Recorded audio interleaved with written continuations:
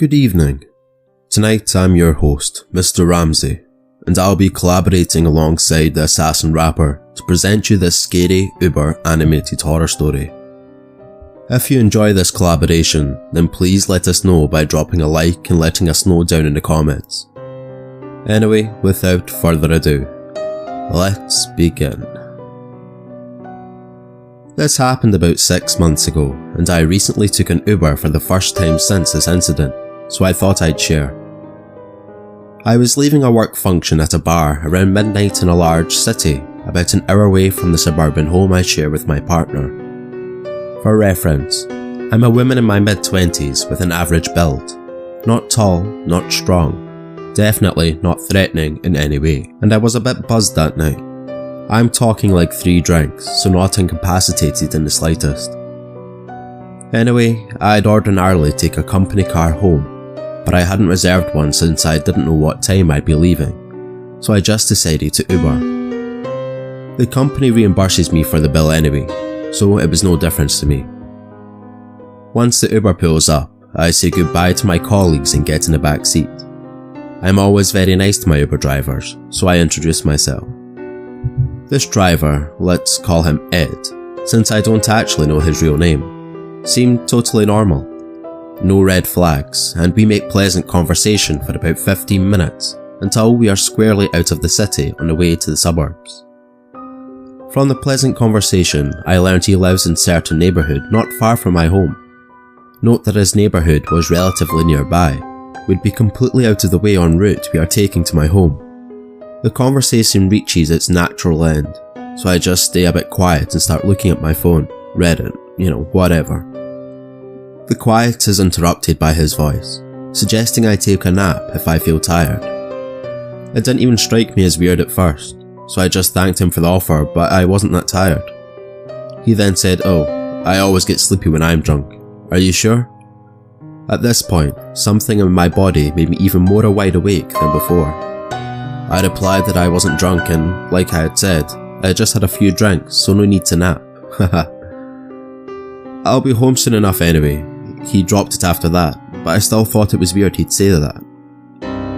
About 5 minutes later, he says that the highway had some weird construction going on, and that the single lane traffic ahead would make my trip way longer than it needed to be. He asks if it's okay to take another route. I oblige, already on edge and just wanting to be at home. My partner calls at that moment, asking when I'll be home, and I make sure to make it very clear I was talking to my significant other. Something was weird about this guy, and I wanted him to know that someone is expecting me at a specific time and knows where I am. After I hung up the phone, the Uber driver stays quiet and we get off the highway. On a different exit than I'd ever used, but I guess that'd be expected on a different route home. I'm bullshitting on my phone because I don't want to talk to this guy anymore, not even looking up until he says, "My house is only 5 minutes from here, okay?" Pit in my stomach, I'm probably a good 25 minutes away from my house right now. A distance enlarged, I'd later learn artificially, by his shortcut. I say some nonsense about how I like the neighbourhood, and how my boyfriend and I were thinking of moving here instead, blah blah, basically anything I can think of to make it seem like I don't think this is weird and I'm not picking up on any signals. Surprisingly, he doesn't say anything in response, and now starts driving on a road in a direction I knew led to my house. Phew, crisis averted, right? Except, not exactly. 15 minutes to go and my surroundings are more familiar. Just as I'm starting to feel more at ease, he starts asking questions about my boyfriend. What does he do? How long have you guys been together? And other seemingly normal questions. Finally, with about 10 minutes to go, he asks if my boyfriend makes me happy. He does, very much, so I gush a bit and say yes, he makes me very happy. Then he asks if I make him happy. I thought that was weird, but humour is my defence mechanism, so I say, well, I should hope so. 8 minutes away. He turns onto a side street and pulls over onto the side of the road, looks back at me over his headrest, and asked if I'd make him happy too. I said, what? Mostly because I can't even believe what's happening. He asks me again, "Do you want me to make you happy tonight?" I took a second to think through my options. I'm alone with this guy who's behind the wheel. The street is dark and I don't see any lights on at nearby houses. Close to 1 AM at this point on, and at a weekend, and I don't know what the hell this guy has in the car. I default to the response many women know to be the true barrier to men's advances.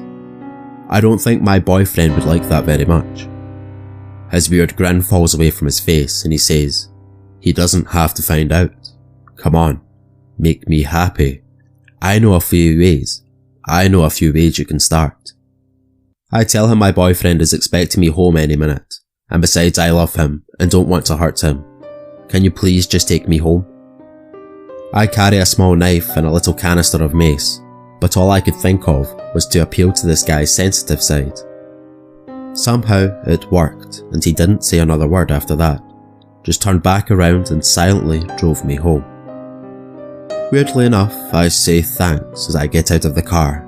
Old habits die hard, I guess. And that was that.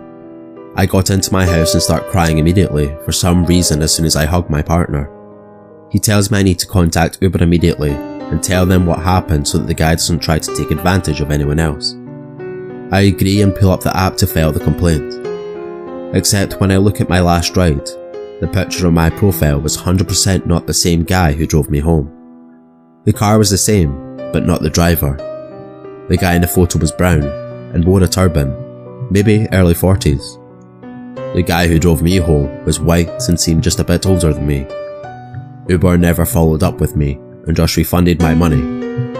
I did tell the police what happened because my partner insisted, but they didn't take me seriously since nothing actually happened. I was worried for a while since the guy knew where I lived, but apparently it's long forgotten since I just took an Uber today.